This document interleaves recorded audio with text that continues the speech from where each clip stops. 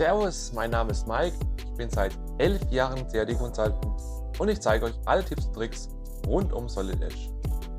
Heute schauen wir uns die Grundeinstellungen für Solid Edge 2025 an. Dabei beginnen wir mit den absolut wichtigsten Grundeinstellungen, die für jedermann interessant sind, und danach schauen wir uns den Teil an, der auch wichtig sein kann, aber eben erstmal an zweiter Stelle kommt. Wir beginnen gleich mal mit den Vorlagen.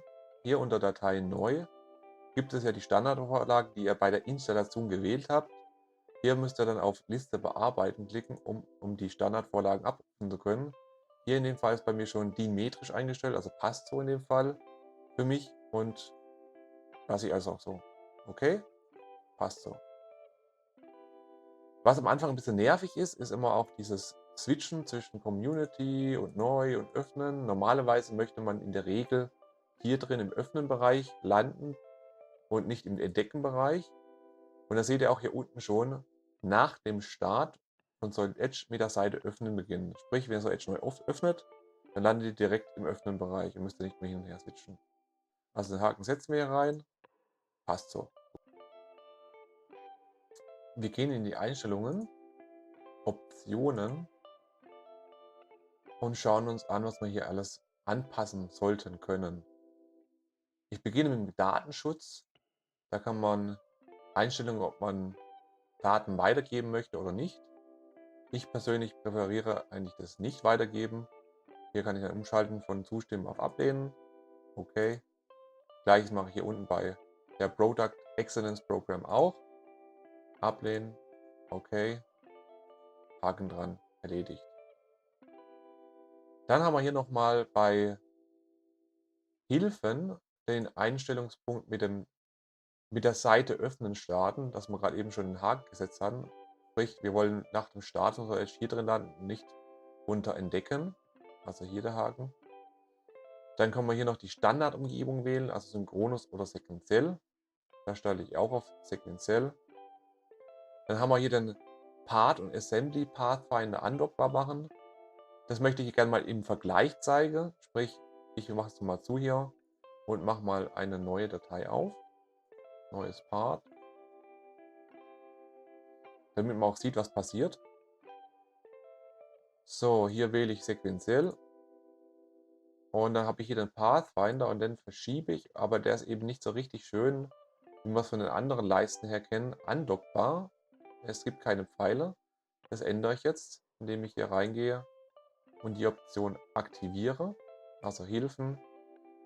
Und dann schalte ich hier den Path und Assembly Pathfinder andockbar an. Okay. Und dann seht ihr jetzt, kann ich die ganze Geschichte hier verschieben, andocken, und dann ist die auch richtig schön aufgeräumt.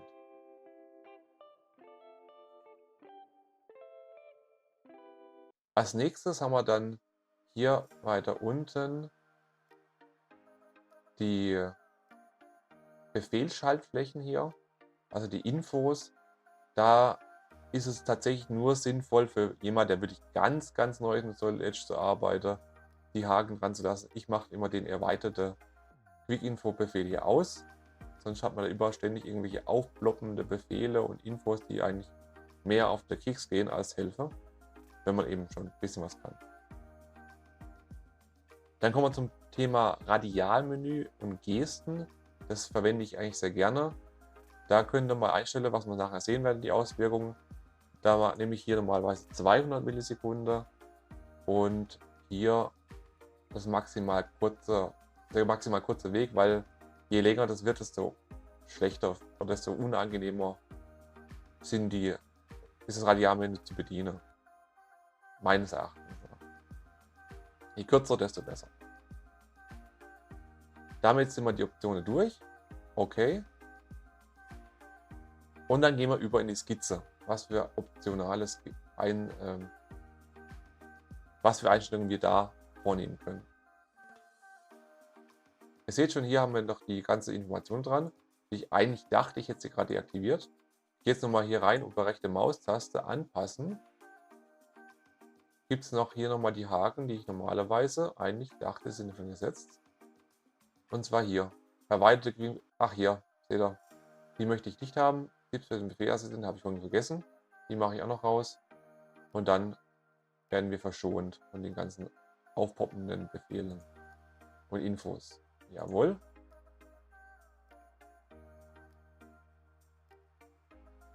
So, Skizze.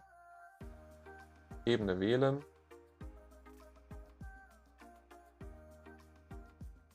So, was ist hier sinnvoll? Sinnvoll ist hier einmal die Farbgebung. Also sprich, ich mache jetzt zum Beispiel ein Rechteck rein. So, jetzt seht ihr, jetzt habe ich so ein leicht hellblaue Farbe hier am Rechteck. Das heißt, es sind noch keine speziellen Beziehungsfarben zugewiesen. Sprich, ich kann nicht erkennen, ist eine Skizze definiert oder nicht definiert.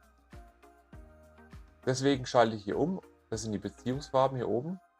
Die schalten wir ein. Dann wird das Ganze dunkelblau. Und jetzt kann ich sehen, aha, dunkelblau heißt, ich habe noch Freiheitsgrade. Und schwarz heißt, ich habe keine Freiheitsgrade mehr, ich bin vollständig definiert. Entweder durch Beziehungen oder über Maße. Beispiel. Maß. Maß. Die Skizze ist vollständig definiert und ich habe dann dadurch die schwarze Farbe an der Skizze. Lösche ich ein Maß raus, habe ich wieder die Möglichkeit, die Skizze zu beenden, die Skizze zu verschieben und damit auch wieder Freiheitsgrade. Deswegen blau. Dann, was ich auch noch als sinnvoll empfinde, ist die automatische Bemaßung, wenn Maße angegeben werden. Das ist diese Glühbirne hier oben. Gibt es hier automatische Bemaßung. Und wie gesagt, ich würde hier empfehlen, das hier anzusetzen, nur wenn Geometrie mit Eingaben werden erstellt wird, weil sonst habe ich an jeder Geometrie immer ein Maß dran. Das macht natürlich keinen Sinn. Aber der auf alle Fälle. Okay. Dann mache ich jetzt hier nochmal Rechtecke und Mittelpunkt. Gebe hier ein Maß ein. Enter. Enter. Ablegen und schon werden die Maße direkt an die Geometrie angetragen.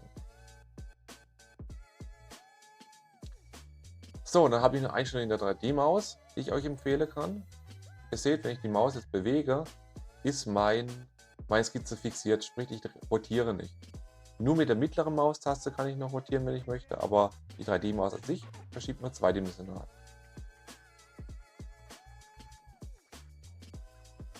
Wie mache ich das? Ich öffne die Optionen für die 3D-Maus.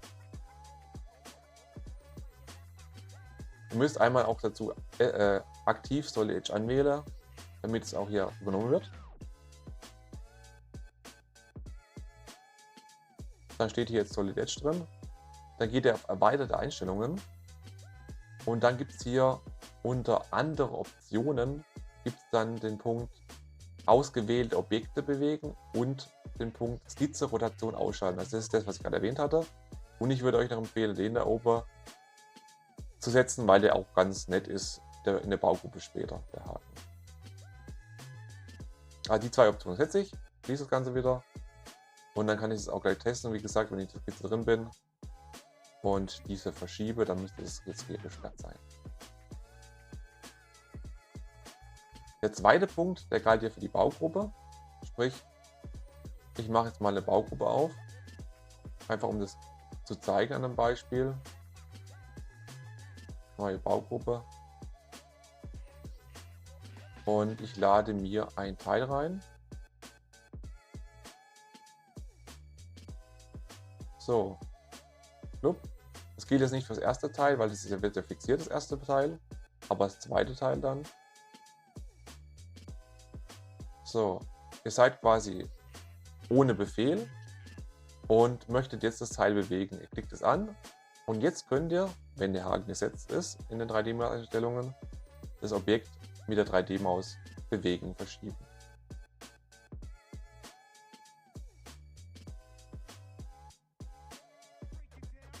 Das war's mit den Grundeinstellungen, also mit den essentiellen Grundeinstellungen. Jetzt zeige ich euch noch optionale Grundeinstellungen, die ihr auch noch vornehmen könnt, aber die ja eher zweitrangig sind. Je nachdem natürlich, wie die Prio ist, aber ist natürlich für euch zu entscheiden, was euch wichtiger ist. Ich gehe wieder in die Optionen rein. Und dann habt ihr hier im Reiter Speichern die Möglichkeit, die automatische Dokumentsicherung zu aktivieren. Ne? Also hier könnt ihr einschalten, können dann hier ein Zeitintervall angeben und dass das Ganze dann auch abgelegt wird. Oder dass nur eine Aufforderung kommt. Entweder oder. Ich persönlich, mich nervt es dann immer irgendwann, deswegen mache ich es nochmal nicht. Aber für jemand, dem die Daten wichtig sind, macht schon Sinn, das Ganze zu nehmen.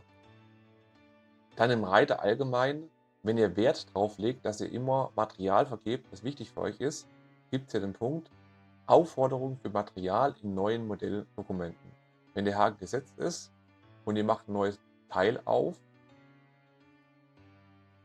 dann seht ihr, werdet ihr direkt dazu aufgefordert, ein Material zu vergeben. Dann vergisst man es auch schon nicht. Auch ganz praktisch. Dann ein weiterer Punkt, der ganz praktisch ist, den findet ihr im Reiter Allgemein. Da gibt es den Punkt, der heißt hier unterdefinierte Profile im Pathfinder anzeigen. Das heißt, wenn ihr jetzt Profile verwendet, ich erstelle mal ein paar, um das Ganze zu vergleichen.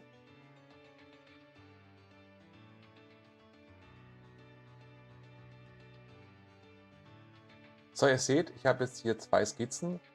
Beide sind nicht definiert, also mit einem roten Bleistift dran.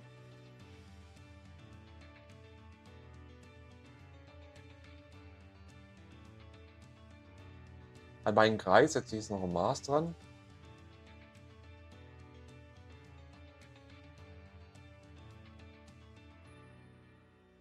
Dadurch ist der Kreis vollständig definiert.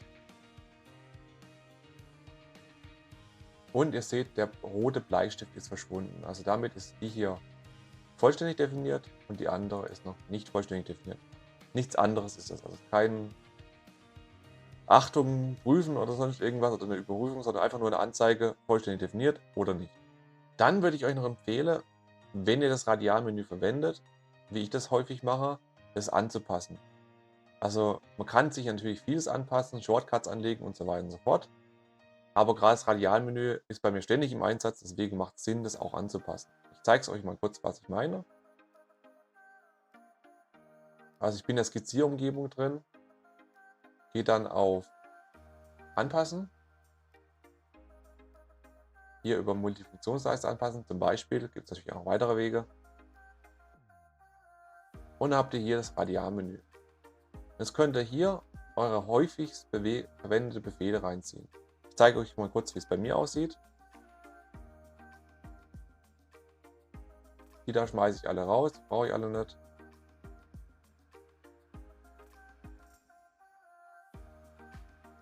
So oder so ähnlich sieht mein Radialmenü aus, wenn es fertig ist. Das spare ich mir dann ab. Als neues Thema.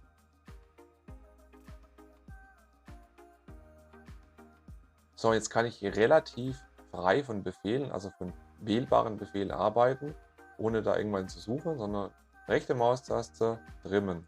Zack, zack. Rechte Maustaste bemaßen. Gut, das war schon vorher da. Rechte Maustaste gleichsetzen und so weiter. Ich muss eben nicht mehr lang suchen, sondern habe den größten Teil der Befehle alle hier drin, die ich brauche. Und zu guter Letzt würde ich euch noch empfehlen, gerade bei Versionswechseln, wenn ihr die immer habt, wie so jeder normalerweise mal einen Versionswechsel hat, eure Sache auszulagern. Und das Wichtigste sind unter anderem die Vorlage. Klar, es gibt auch da wieder zig Sachen mehr, die man auslagern kann, aber in dem Fall geht es um die Vorlage. Also ich gehe auf die Optionen, auf Dateiablagen und hier gibt es den Befehl, den Punkt Benutzervorlagen. Das heißt, ihr packt eure Vorlagen einfach irgendwo hin, auf einen Auslagerungspfad, am besten irgendwo im Server und darauf verweist ihr dann hier.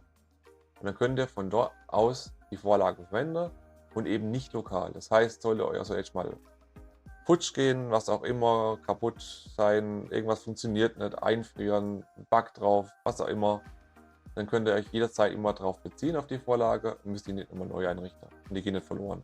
Und auch beim Versionswechsel könnt ihr die dann mitnehmen. Hier über Benutzervorlagen. So, das war es auch schon zu den Grundeinstellungen zu Solid Edge 2025. Ich hoffe, ich konnte euch viele hilfreiche Tipps geben. Wir sehen uns demnächst wieder. Bis dahin, euer Mike. Servus!